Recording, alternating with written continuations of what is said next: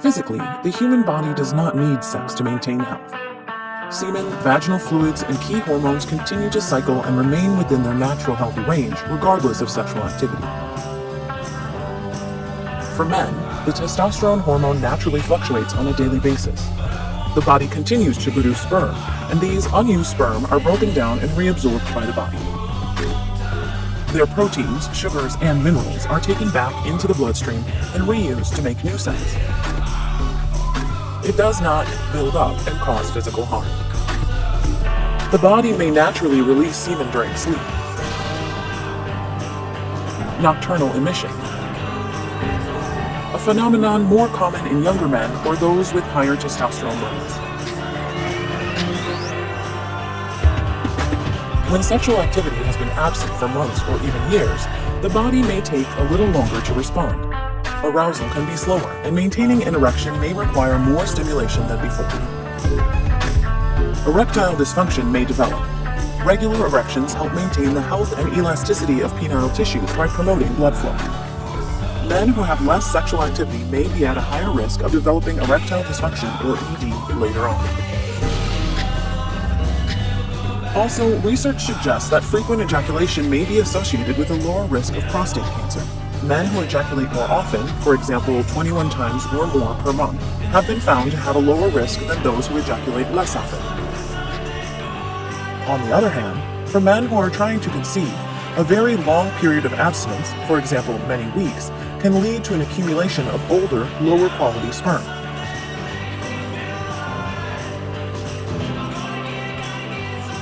For women, long periods without sexual activity, like months and years of abstinence, don't usually cause hormonal imbalances, irregular cycles, or harm to the ovaries. However, regular sexual arousal or orgasm increases blood flow to the pelvic area, which can help maintain tissue elasticity. Natural lubrication might be a bit lower if there's less arousal or stimulation. It can contribute to vaginal walls becoming thinner, less elastic, and drier.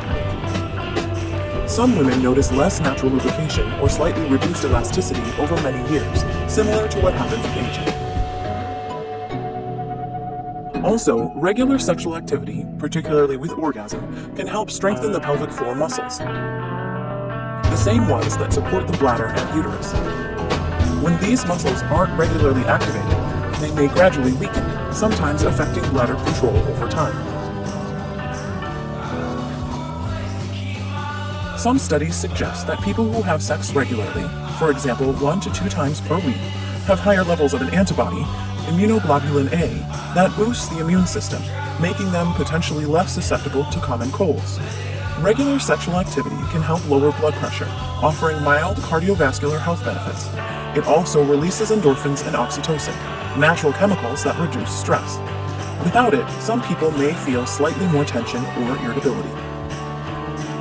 The effects of not having sex depend on whether it's a personal choice or due to a lack of opportunity. When desire is present but intimacy is missing, emotional tension can build.